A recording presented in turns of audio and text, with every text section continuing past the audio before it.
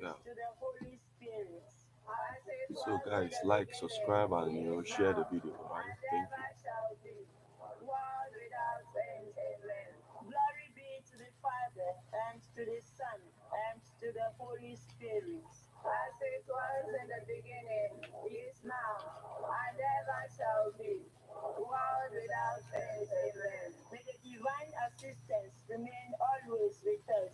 you.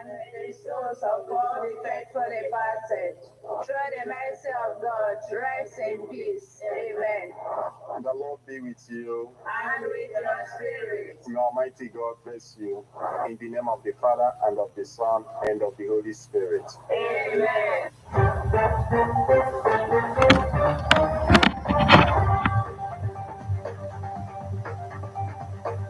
Listen to news updates on Ebonade 103.5 FM immediately after Angelus 6 o'clock a.m. and 6 o'clock p.m. weekdays. Stay tuned to be updated, to be informed. News updates, live reports. Ebonade FM breaks the news with actualities. I believe that if we are looking for a new Nigeria, you can as well listen online via mixlr.com/GistFM.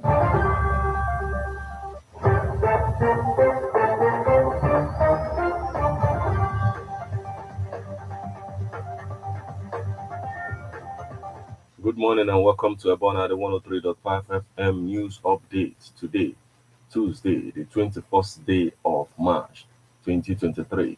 And the time is 4 minutes past the hour of 6. Martin Ifan Chukwueze is my name. The headlines. Anambra 2023, trouble looms for Governor Soludo as Speaker, loses re-election bid to opposition. Enugu Guba, APGA condemns election process. Imo Assembly polls, PDP National Sec rejects result, sets up legal team.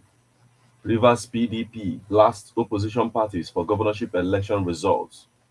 UNICEF's immunization records large turnout of women, children in Anambra. Putin welcomes Xi Jinping to Kremlin amid Ukraine fighting. Now, details.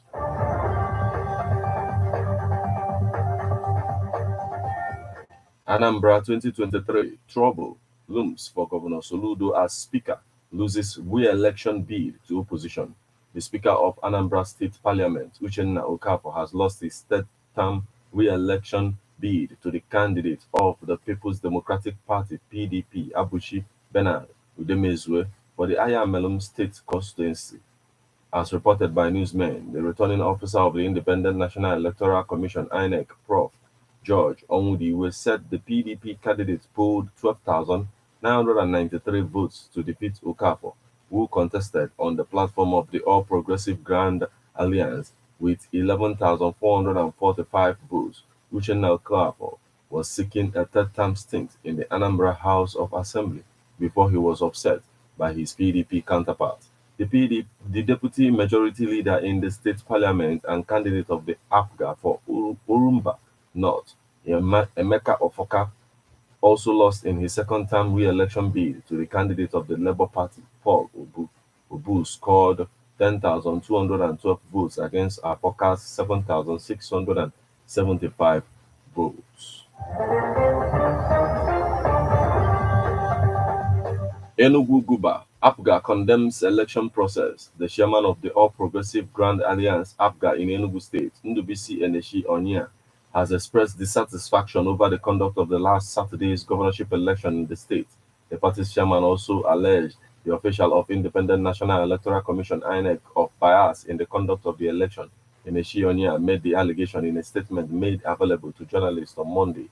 According to the statement, that celebrates the courage and dedication of everyone who braved the violence and threats and came out to vote on Saturday. While we await the announcement of a conclusive result by the Independent National Electoral Commission, we would like to state categorically and that the All Progressive Grand Alliance completely condemns the gross malfeasance, violence, and illegalities that marred the elections on Saturday. The election was a complete sham carried out in connivance with the electoral umpire in the state and the security agencies who were expected to maintain a neutral stand. It was a dent in our democracy and hopes for a new era in the state. We completely reject the entire process and consider whatever the outcome is as flawed.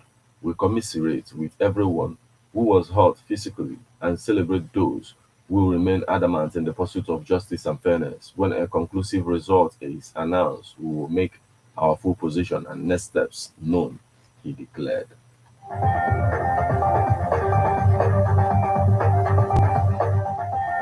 Imo Assembly polls.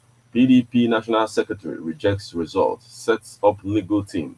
Speaking to journalists in Abuja on Monday, Anyanwu said he rejected the results in totality. He said Imo is not a banana republic where the rights of Imo people will be thrown to the gutters and their votes will not count. We will not allow this impunity and rascality to stand. The exercise was marred with violence and complete voter disenfranchisement. Speaking further, he disclosed that he has consulted with several senior lawyers over the infraction that occurred in Imo in the name of elections and has vowed to explore all legal means available to the National Secretariat of the PDP to recover the stolen mandate of his party. This matter will be taken to court and a strong legal team is being constituted to remedy this daylight robbery. All PDP candidates in Imo are hereby directed to submit all requisite documents, petitions to FID, Asika Ilobi, and Co Chambers in Owerri within 72 hours, he added. Briefing journalists separately, the PDP candidates in Nwagale and Abo Mbise state constituencies, Solomon Ucheka and Prince Will Amushe, alleged that the All Progressive Congress APC candidates suppressed and intimidated the voters. Ucheka said that in Nwegele local government area, the APC candidate Amara and Iwanyamu compromised the process. The PDP candidate said that he won the lawful votes cast, but the APC candidate, in company of security agents, allegedly snatched ballot boxes and revoked election results.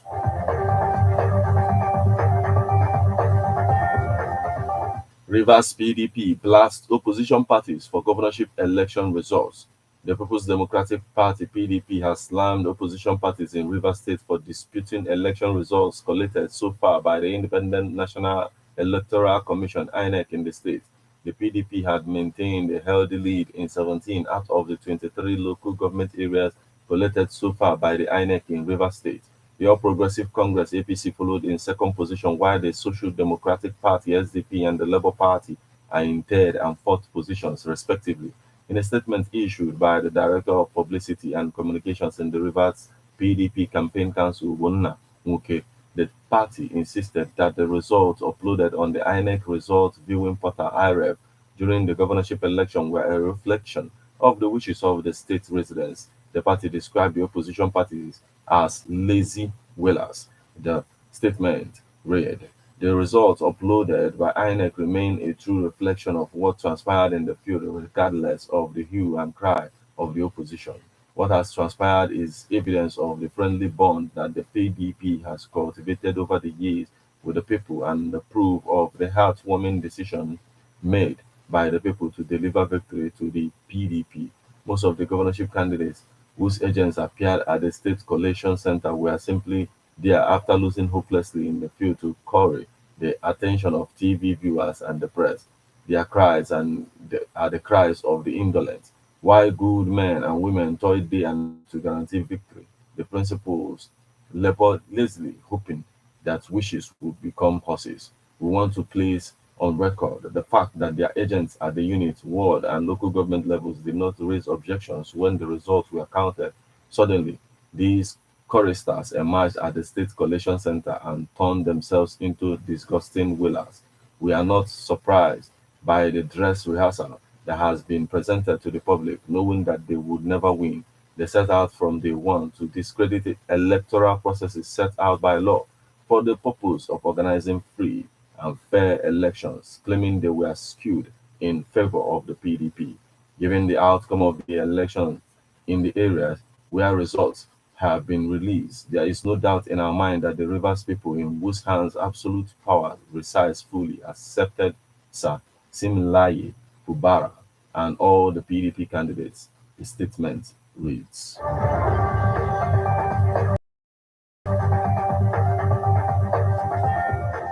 UNICEF's immunization records large turnout of women, children in Anambra.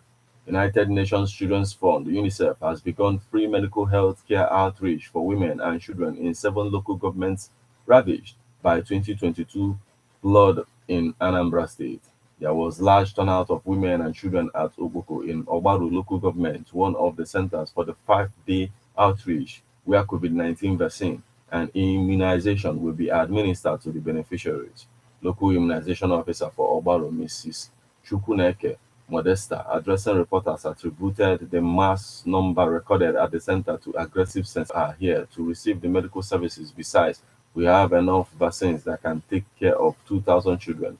Besides being free, Anambra State Primary Health Care Development Agency, in collaboration with UNICEF, engaged town announcers to inform women of the exercise, especially those at the hard-to-reach areas. Many of the children missed their routine immunization because their parents were forced to relocate during the flood that submerged their houses. The intervention program is an opportunity to catch up with medical services.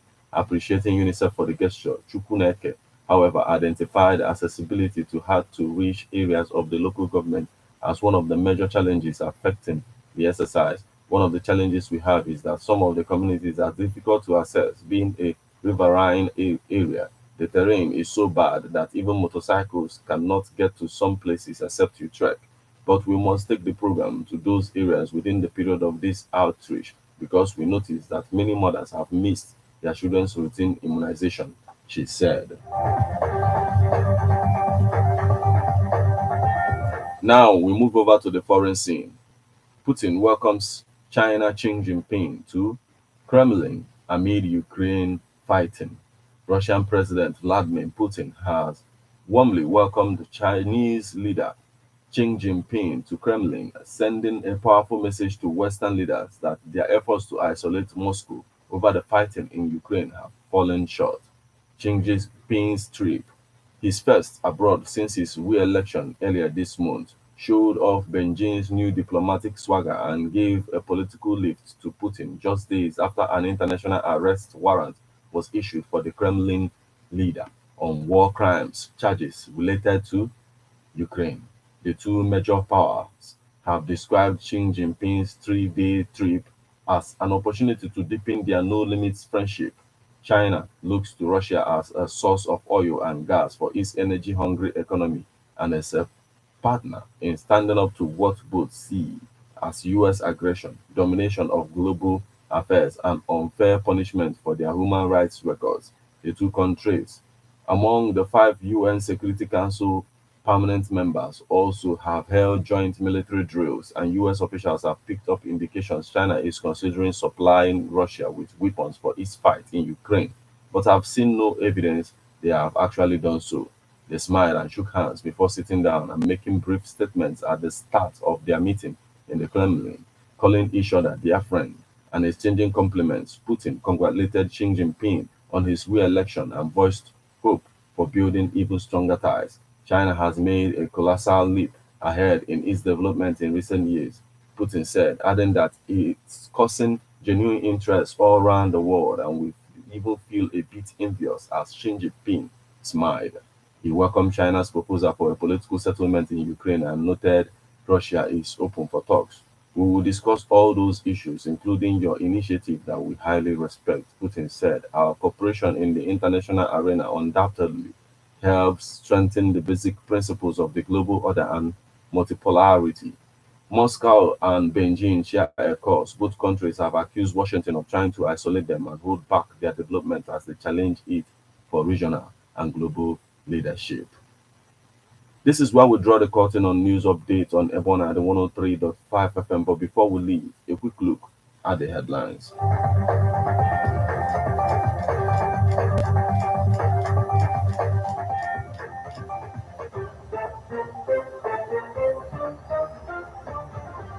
Anambra 2023.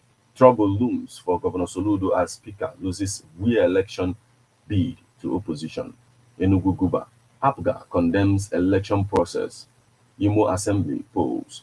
PDP National Secretary rejects results, set up legal team. Rivers PDP blasts opposition parties for governorship election results. UNICEF's immunization records large turnout of women, children in Anambra. Putin welcomes China's Xi Jinping to Kremlin amid Ukraine fighting.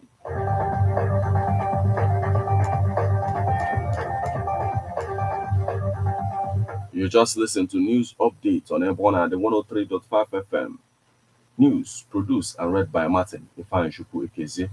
Thank you for listening. Once again, good morning.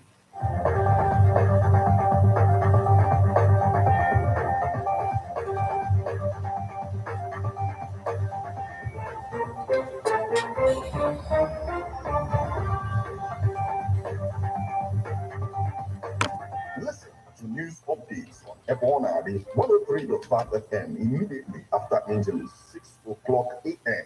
and 6 o'clock p.m. weekdays. Stay tuned to be updated, to be informed. News updates, live reports. Ebona FM So breaks the guys, news with like, actuality. subscribe and share. Thank you. That if we are looking for a new Nigeria,